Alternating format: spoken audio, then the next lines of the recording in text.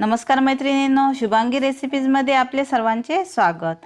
आज आपण पाहणार आहे विदर्भ स्पेशल डिश कोंडाळीचे कांदा भजे। आज आपण बनवणार आहोत स्वीट कॉर्नचे पकोडे। कोंडाळी गाव हे नागपूर येथून 48 किलोमीटर अंतरावर असलेले ठिकाण संपूर्ण महाराष्ट्रात कांदा भज्यांसाठी प्रसिद्ध आहे। आज आपण खास कोंडाळी पद्धतीने भजे कसे बनवायचे हे पाहू। तर सुरू करूया आजची रेसिपी। त्यासाठी लागणारे साहित्य आपण पाहून घेऊ। कांदा, बेसन, तेल, मिरची पावडर, जिरं, मीठ, ओवा, लसूण, कोथिंबीर, हिरवी मिरची। सुरुवातीला आपल्याला कांदा कापून घ्यायचा आहे। कांद्याचे 2 भाग करून आपल्याला असे लांब लांब त्याचे काप करून घ्यायचे आहे।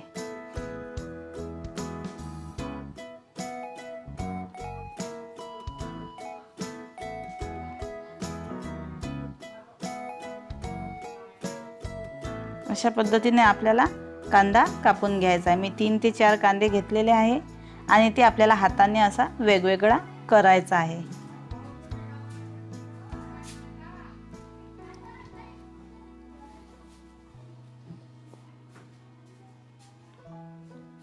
छान असा आपल्याला तो वेगवेगळा करून घ्यायचा आहे। मोकळा मोकळा आपला हा असा कांदा झालेला आहे। यामध्ये आपण आता साहित्य टाकून घेऊ। आपण यामध्ये लसूण आणि जिऱ्याची पेस्ट टाकू। त्यानंतर हिरव्या मिरचीची पेस्ट टाकून घेऊ। तसेच ओवा सुद्धा घ्यायचा आहे। त्यानंतर अर्धा चम्मच मी हळद घातली आहे। थोडीशी लाल मिरची पावडर घालायची आहे। कोथिंबीर घालायची आहे।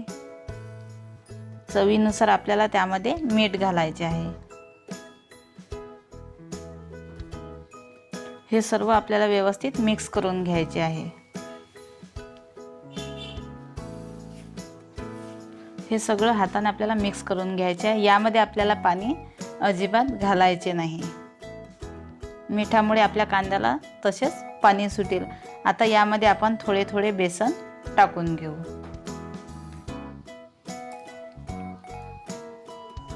दोन चमचे बेसन टाकून आपल्याला ते मिक्स करून घ्यायचे आहे। बेसन आपल्याला अगदी थोडं थोडं घालायचं आहे, एकदम पूर्ण टाकायचं नाही।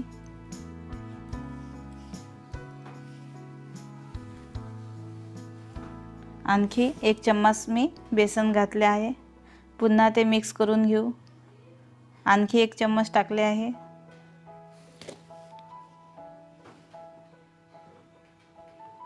पुन्हा त्यामध्ये 1 चम्मच बेसन घातले आहे। आणखी 1 चम्मच टाकले आहे। या मिश्रणामध्ये 6 ते 7 चम्मच एवढे बेसन हे लागले आहे। यामध्ये आपल्याला बेसन कमीच घालायचं आहे, कारण कांद्यावर फक्त बेसनाची एक लेयर तयार झाली पाहिजे। थोडंसं ते जुळलं पाहिजे आणि कांदाही वेगळा राहिला पाहिजे। कढईमध्ये आपण तेल गरम करायला ठेवलं आहे आणि आपण यामध्ये आपले जे कांद्याचे भजे आहे ते तळून घेऊ। तळताना आपल्याला ते मध्यम आचेवर तळायचे आहे आणि आपण हे 70 ते 80% एवढेच आपल्याला ते तळून घ्यायचे आहे। पूर्ण आपल्याला ते तळून घ्यायचे नाहीत, कारण याला थंड झाल्यावर आपण पुन्हा तळून घेऊ। अशाच प्रकारे आपल्याला दुसरे भजे सुद्धा तळून घ्यायचे आहे।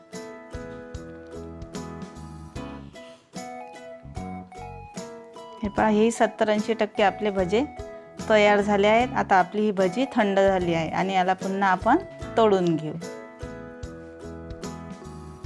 आता आपल्याला ही भजी व्यवस्थित अशी लालसर रंगावर कुरकुरीत अशी तळून घ्यायची आहे। छान कलर येईपर्यंत आपल्याला ते तळून घ्यायचे आहे।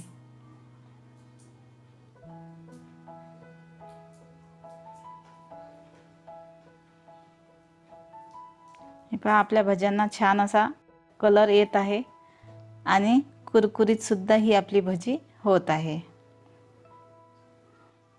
अशाच पद्धतीने आपल्याला बाकीचे भजे सुद्धा तळून घ्यायचे आहेत। हे पहा, आपली छान अशी कांदा भजी तयार झाली आहे. आज आपण बनवणार आहोत स्वीट कॉर्नचे पकोडे किंवा मक्याचे पकोडे. त्यासाठी लागणारे साहित्य पाहून घेऊ. मकईचे दाणे, कांदा, लसूण, पालक, कोथिंबीर, हिरवी मिरची, जिरं, मिरची पावडर, बेसन, सोप, कॉर्नफ्लोअर आणि ओवा. सुरुवातीला आपल्याला मक्याचं कणूस घ्यायचं आहे आणि त्याचे दाणे काढून घ्यायचे आहे. तुम्ही चाकूने किंवा चमच्याने हे दाणे काढू शकता. अशा प्रकारे आपल्याला मक्याचे दाणे काढून घ्यायचे आहे आणि हे दाणे आपल्याला मिक्सरमध्ये फिरवून बारीक करायचे आहे.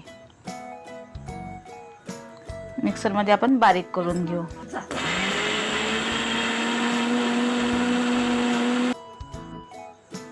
अशा प्रकारे आपण हे मिक्सरमधून बारीक करून घेतले.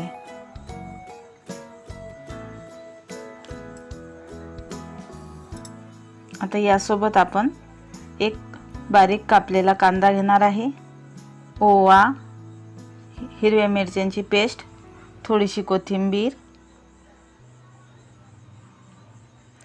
लसूण जिऱ्याची पेस्ट, पालक, बेसन आणि कॉर्नफ्लॉवर, लाल मिर्च पावडर, हळद. आता आपण यामध्ये हे मिक्स करून घेऊ. यामध्ये मी पालक घातला आहे, 2 चम्मच बेसन घेतले आहे, 2 चम्मच कॉर्नफ्लॉवर,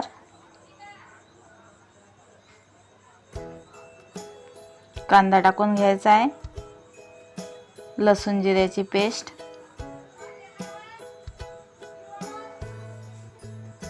ओवा टाकायचा आहे,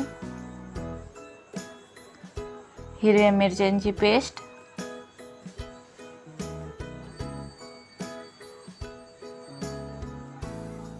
कोथिंबीर, अर्धा चम्मच हळद घेऊया, अर्धा चम्मच लाल मिर्च पावडर. तुम्ही चवीनुसार कमी जास्त मिर्च पावडर घालू शकता. तसेच चवीनुसार मीठ घेऊ. मी अर्धा चम्मच मीठ घातले आहे. आता हे आपल्याला सर्व छान असं मिक्स करून घ्यायचं आहे. सर्व एकजीव हे आपण करून घेऊ.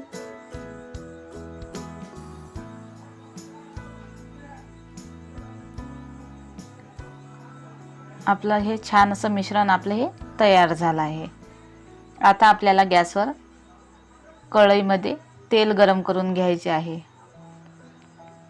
तेल आपल्याला छान असं गरम होऊ द्यायचं आहे आणि यामध्ये आपल्याला मक्याचे पकोडे छान असे तळून घ्यायचे आहे.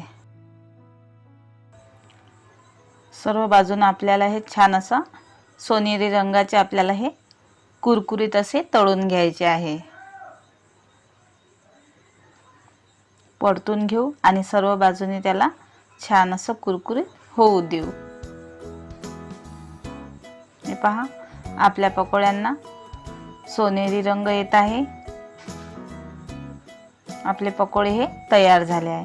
खायला देखील खूप हे टेस्टी लागतात. तुम्ही सुद्धा घरी नक्की करून पहा.